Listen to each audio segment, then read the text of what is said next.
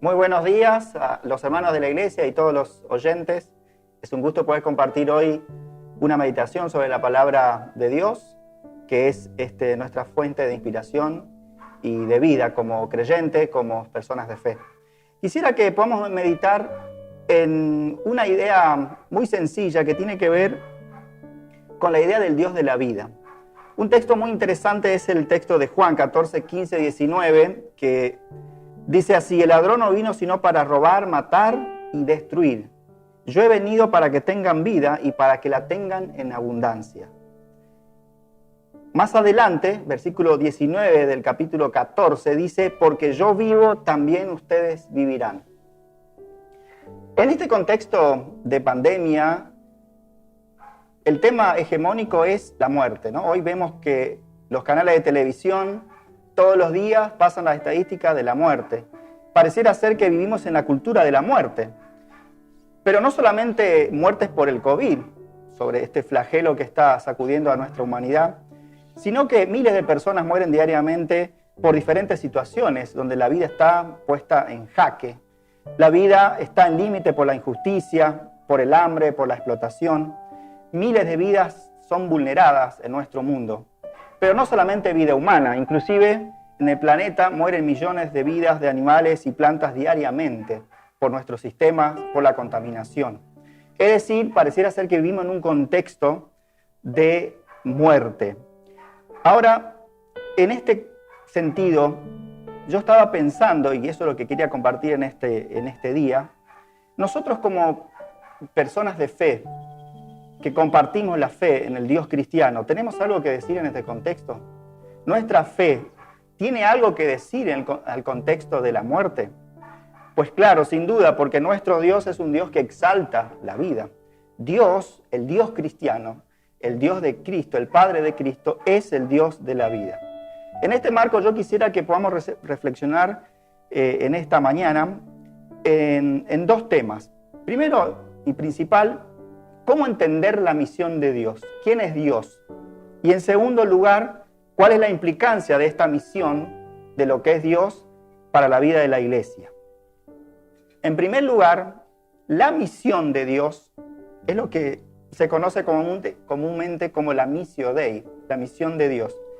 Y en sentido original, la misión es siempre misión del Dios eterno, porque es el Dios el que toma la iniciativa en crear el mundo, y no solamente crearlo, sino sostenerlo y llevarlo a la plenitud.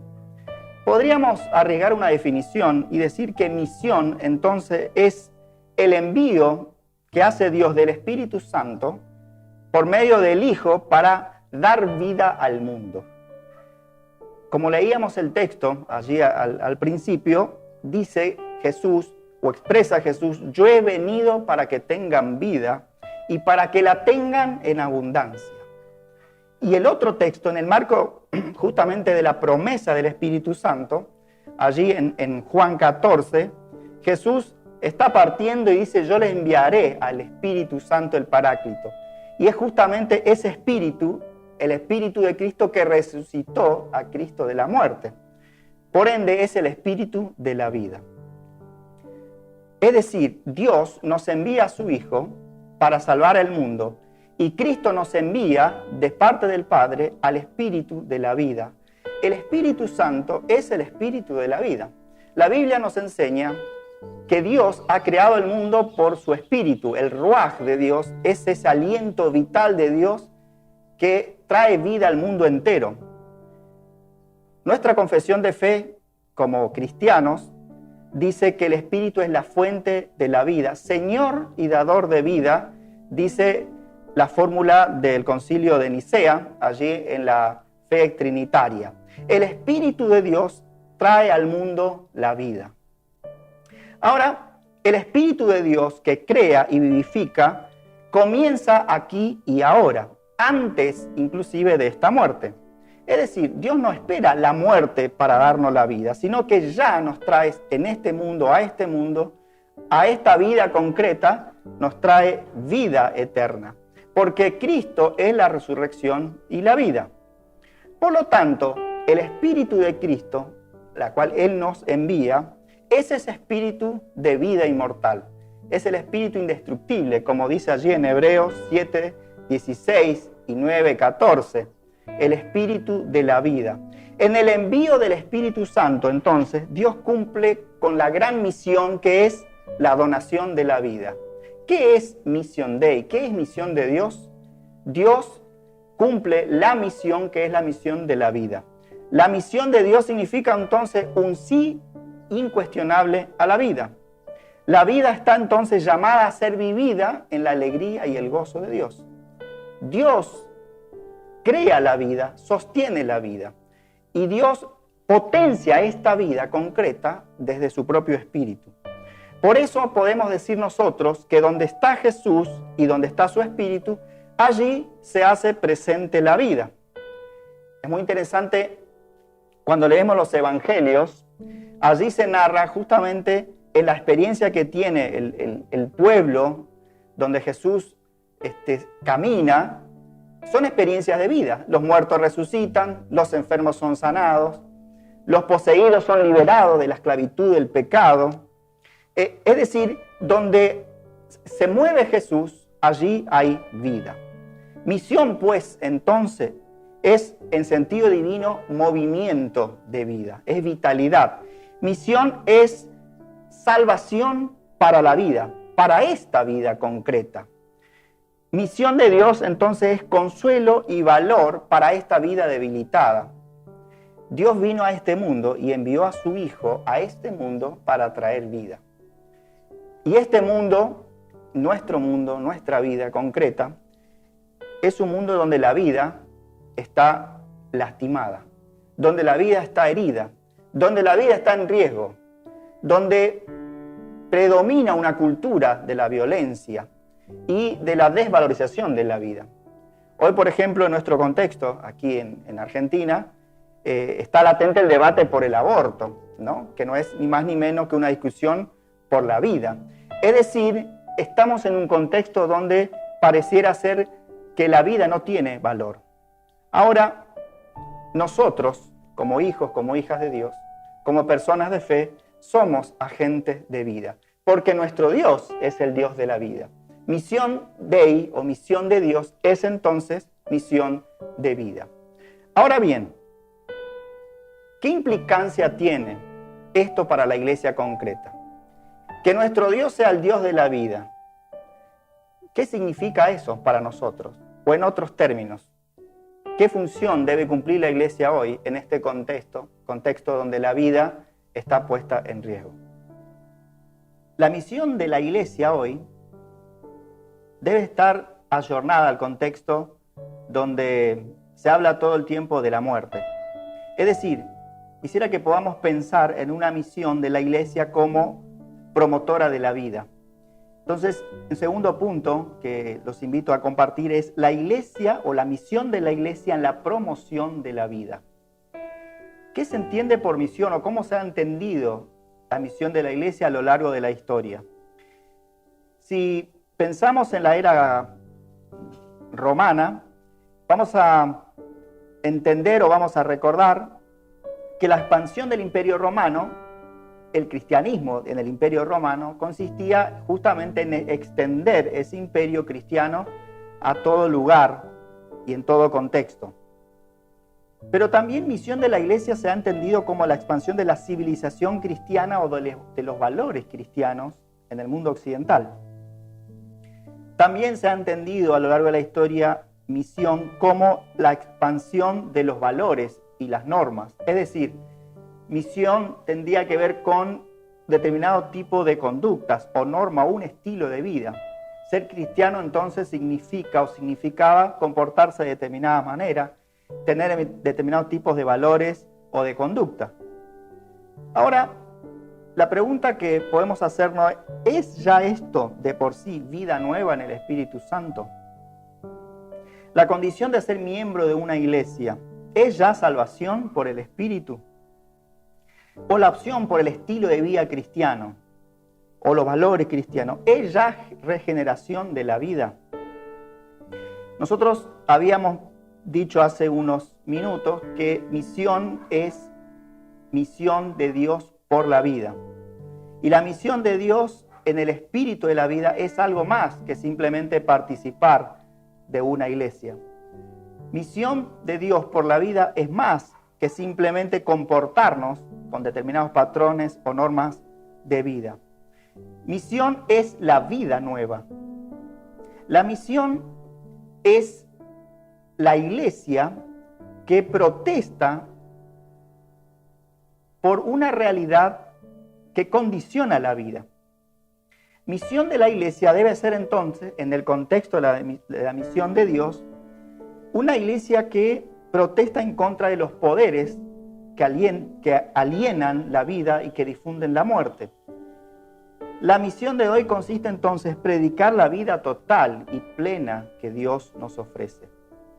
De modo que pensar la misión hoy en nuestro contexto debería ponernos en un camino donde nos lleven a, en primer lugar, de la religión al reino de Dios. En segundo lugar, podríamos hablar de misión que nos lleve de la iglesia templo a la iglesia en el vínculo personal, al diálogo comunional, a las relaciones interpersonales, de apoyo mutuo y de sostén a esas personas vulneradas. Misión de la iglesia hoy debería ser romper con la preocupación del propio yo, de los intereses y el progreso personal. Y debería ser un mensaje de esperanza y de aliento, principalmente a aquellos que están angustiados, principalmente a aquellas vidas que se sienten frágiles, principalmente para aquellas personas en donde siente que ya no hay esperanza, principalmente en aquellas personas que han perdido a un familiar por la pandemia o por cualquier otra circunstancia. ¿Cuál es la misión de la iglesia? Teniendo en cuenta la misión de Dios, que es el Dios de la vida, nuestro mensaje debe ser un mensaje de vida. Esto significa entonces construir y predicar una cultura de la vida y no la cultura de la guerra. Significa predicar una cultura de la vida en esperanza, de la vida en sentido positivo y no la barbarie de la muerte. Misión hoy debe ser entonces construir la cultura de la paz y no de la violencia. La iglesia debe pregonar la cultura del diálogo, del amor y no de la grieta y el odio. La cultura cristiana, en el sentido de la misión de Dios debe ser un mensaje que integre y no que excluya. ¿Por qué podemos decir esto? Porque esa es la misión de Dios. Misión de Dios es misión para la vida. Dios es el Dios de la vida. Dios ama la vida. De tal manera amó Dios al mundo que entregó a su Hijo, la vida de su Hijo, ¿para qué? Para que a partir de la muerte de su Hijo fluya la vida. Es decir, el corazón del mensaje del Evangelio es un mensaje de vida.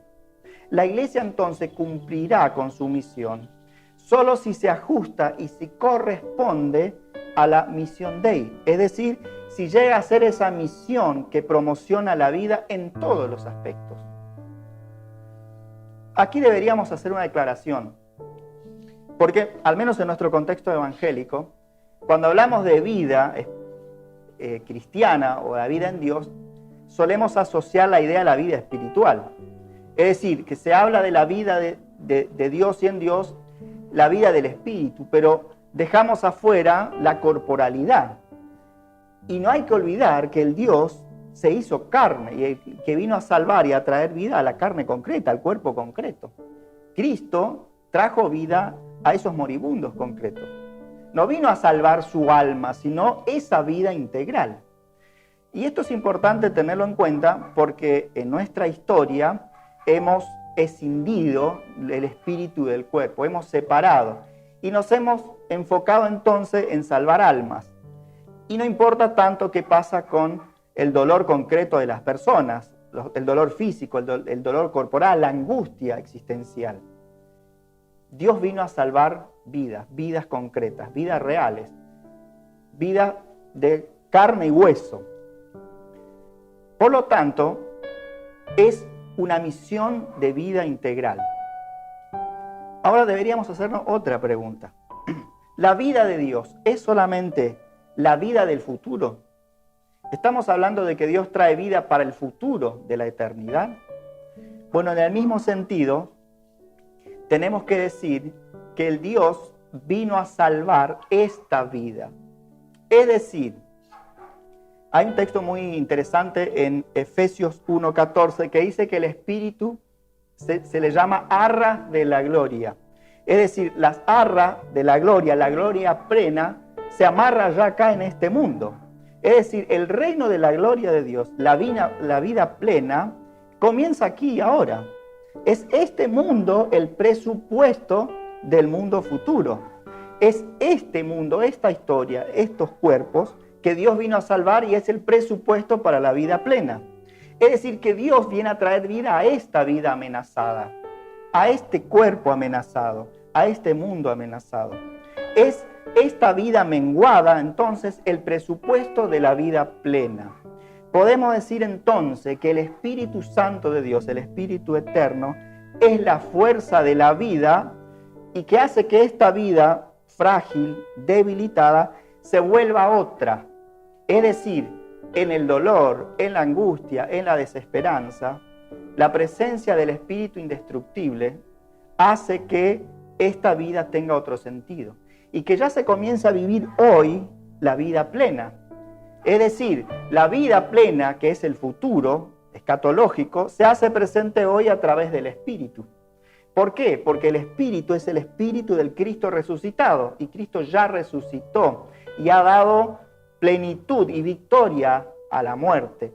Pero ese Espíritu de Cristo es el mismo el que está en nosotros, porque Él nos lo envió.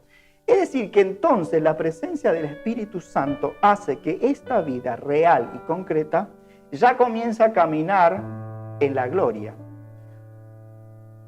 Es en un texto de 1 Corintios 15, dice, porque es necesario que esto corruptible sea vestido de incorrupción y que esto mortal sea vestido de inmortalidad. La nueva vida entonces no suprime la vida carnal, sino que la renueva y le da vitalidad, la empuja hacia la esperanza del futuro. Y esto es muy importante que nosotros seamos conscientes como iglesia, porque entonces nuestro mensaje es un mensaje que tiene potencia, es un mensaje que tiene vitalidad, es un mensaje de esperanza, porque aún en la angustia y en el dolor, el Evangelio es poder de vida. Y el que experimenta a este Dios de la vida ya va a transitar su propia vida debilitada desde otra perspectiva, con otra esperanza. Es decir, que la obra de vivificación del Dios de la vida comienza aquí y ahora. La vida que Dios nos da a través del Hijo y en el envío de su Espíritu, anuncia ya en el reino del Espíritu y en él se adueña del presente. El Espíritu Santo es el Espíritu eterno de Dios, pero está en nosotros y con nosotros. Por lo tanto, ya esta vida se vive, ¿no?, hacia ese futuro eterno. En términos metafóricos podemos pensarlo como la primavera ya preanuncia el verano. La presencia del Espíritu eterno de Dios en la historia de nuestro cuerpo es entonces como el sol de la mañana que preanuncia la plenitud del sol del mediodía. O es como esa preparación de las fiestas de una boda que preanuncia la gran fiesta del día de la boda. Es decir, la presencia del Dios vivo hace vital esta vida concreta. Por eso la iglesia ahora ven Espíritu Santo. El clamor de la iglesia es un clamor por este mundo roto, por este mundo quebrado, por este mundo del reino de la muerte. La iglesia es la agencia de la vida. Y es interesante que en este clamor de la iglesia, como pueblo de Dios, que también padece el dolor y sufrimiento de la angustia, pero en este clamor espera ya la venida del Espíritu que irrumpe en nuestras vidas. Y entonces, inclusive en el propio silencio del dolor y de la angustia, es el mismo Espíritu que clama por nosotros. Como dice Romanos 8:26, clama y gime por nosotros con gemidos indecibles. El Espíritu clama acá y ahora con nosotros, desde nosotros, en nuestros dolores y en nuestra angustia. Y ese clamor del Espíritu lleva a que nuestra vida sea revitalizada. Ese rogar del Espíritu significa entonces las primeras señales de vida, porque nos abre a la esperanza. El que pide por la presencia de Dios y por la presencia del Espíritu, no quiere evadirse de este mundo. En este sentido es muy interesante recordar las palabras del Padre Nuestro. Cuando el Señor nos enseña a orar, el Padre Nuestro, no dice, concédenos llegar a tu reino, como si nosotros quisiéramos erradicar, evadir este mundo e ir allí al mundo eterno fuera de este cuerpo, sino que oramos, venga a nosotros tu reino, venga acá, aquí, ahora, hoy. El reino de Dios viene a nuestra realidad concreta hoy, en este mundo, en esta realidad, en este contexto. A Dios se lo llama en el Antiguo Testamento manantial de vida. Un lindo salmo respecto de esto es el Salmo 36:9, que dice, ciertamente contigo está el manantial de la vida y en tu luz veremos la luz. Dios es el manantial de la vida. Es interesante que la idea de manantial, de agua, simboliza o remite a esa imagen de vivificación, ¿no? Porque el agua es ese material que trae renuevo, ¿no? Cuando una planta está marchita, le echamos agua y entonces sus hojas se abren, las flores florecen. Es decir, que la presencia de Dios en este mundo herido, marchito por el pecado, por la muerte que rodea, la presencia de Dios en nosotros a través de Cristo, a través de la iglesia de Dios, es la presencia de la vida, donde esas vidas menguadas, tristes, dolidas, comienzan a brotar. Es decir, esas vidas lastimadas pueden rebrotar a la luz del Espíritu. Ese agua de Dios, ¿no? Que simboliza la presencia del Espíritu de Dios, el agua de la vida, hace fructificar la vida. Hace fructificar aquello que no tiene fruto. Le da hojas al árbol seco. Otra palabra muy común para hablar del Espíritu de Dios en el Antiguo Testamento es el viento, el aliento de Dios, el ruaj de Dios. Es decir, que siempre se habla del Espíritu como esa presencia del viento vital de Dios. Es un viento que viene y moviliza. Y esta imagen es muy impresionante porque implica que la presencia de Dios pone en movimiento lo que está quieto, lo estático. Dios le da dinamismo a lo estático. El Espíritu de Dios es el que trae dinamismo a este mundo. Necesitamos clamar, ven Espíritu de Dios. La iglesia necesita hoy ser esa voz que represente el clamor de este mundo y clamar por la presencia del Espíritu de Dios. Ven Espíritu de Dios y renueva nuestro mundo, renueva nuestro ambiente, trae esperanza a este contexto de muerte. La vida de Dios entonces es vida concreta, que se inicia aquí y ahora. La vida total entonces, con la venida del Espíritu de Dios, queda envuelta en la presencia de Dios. Salmo 139:5 dice, me envuelves por delante y por detrás, tus manos me protegen. Me envuelves por delante y por detrás. Eso es la presencia del Espíritu de Dios. Nuestra vida queda envuelta entre los brazos de Dios. La presencia de Dios, entonces, a través de su Espíritu, es ya vida plena aquí y ahora, que se abre al futuro. Hoy mismo podemos experimentar entonces la vida de Dios. Nosotros, como hijos e hijas de Dios, como iglesia de Dios, somos agentes de vida. La misión de la iglesia hoy es proclamar vida, traer esperanza a esta vida, traer buena noticia para la vida, porque Dios es el Dios de la vida. Dios ama la vida. Dios nos ama en esta vida concreta. Y alguno me puede decir, pero entonces, ¿por qué nos dolemos? ¿Por qué sufrimos? ¿Por qué morimos? ¿Por qué tanta violencia en el mundo? Eso es la gran pregunta del misterio de la vida y de la muerte. Lo que sí sabemos es que esta vida es la que Dios quiere redimirla. Y Dios se hizo carne y asume en su propia realidad la corporalidad o nuestra corporalidad. Él asume nuestras propias finitudes y dolencias y las lleva a la cruz para poner fin, ¿no?, a esta vida que en realidad no concluye con la muerte, sino que simplemente la muerte es el principio del fin. A partir de Cristo, esta vida se abre al futuro pleno. Entonces, con la presencia de Cristo hoy entre nosotros, lo que hace es que esta vida tenga otro sentido. Podríamos decir entonces que la violencia, el dolor, la muerte, la pandemia no es ausencia de Dios. He leído varios artículos por allí tratando de interpretar el porqué de la pandemia, si es un castigo de Dios. La verdad es que Dios no quiere mandar una pandemia para destruirnos, porque Dios es el Dios de la vida.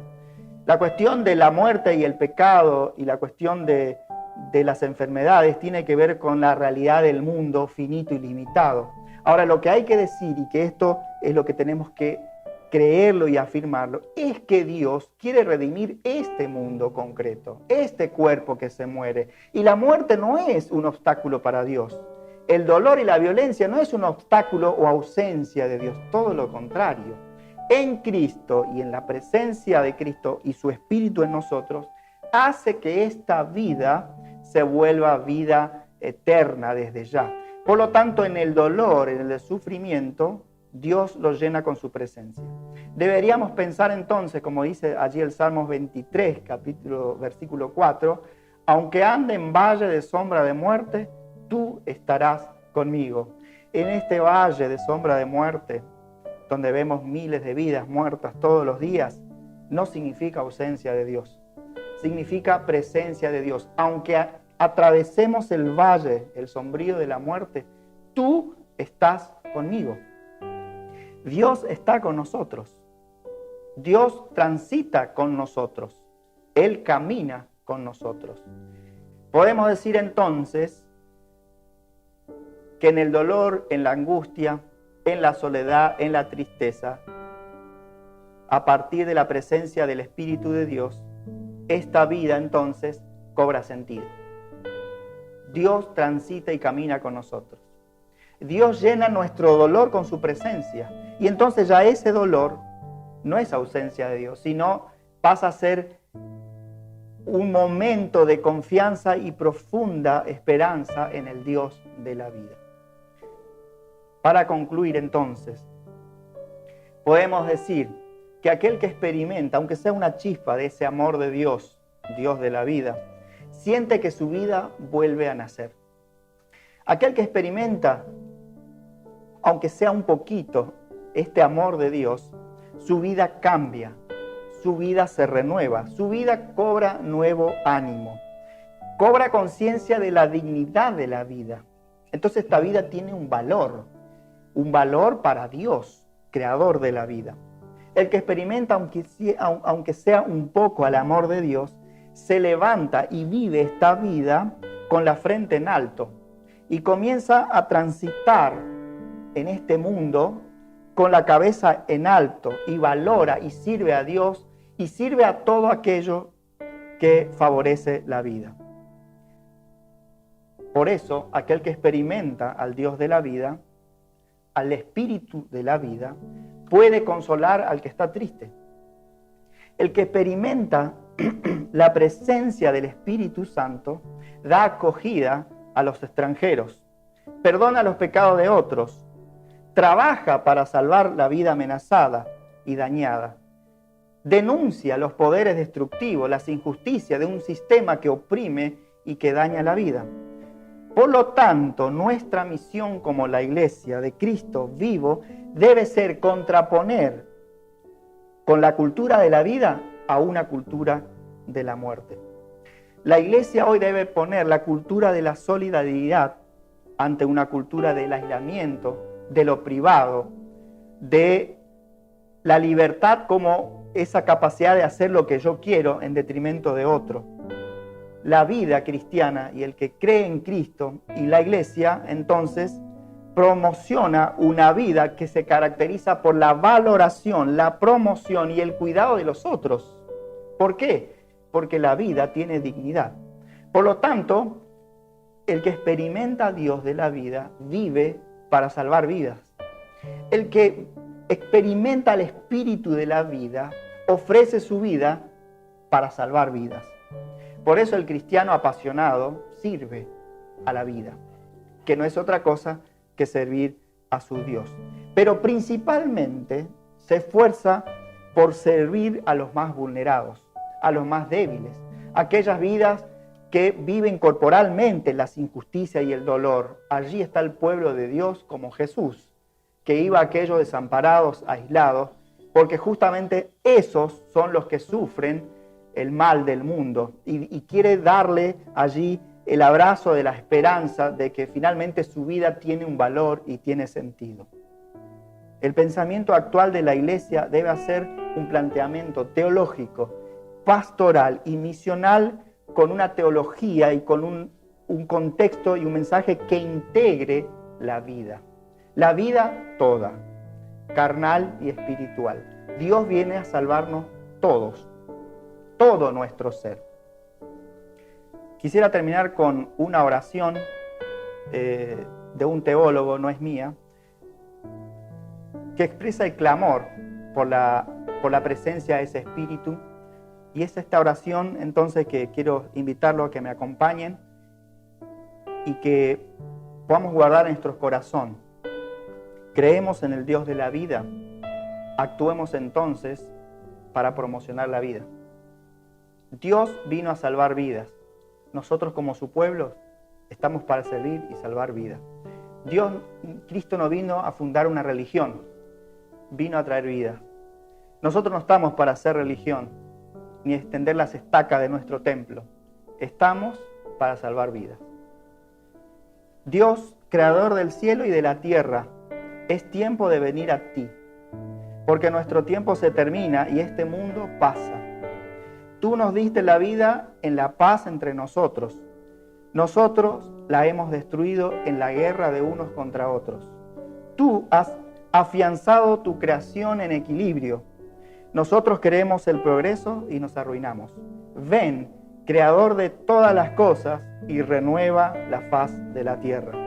Ven, espíritu de la vida, inúndanos con tu luz, penétranos con tu amor, despierta nuestras fuerzas con las energías y permítenos estar plenamente en tu presencia. Ven, Espíritu Santo. Amén. Dios te bendiga y oremos y actuemos como agentes de la vida.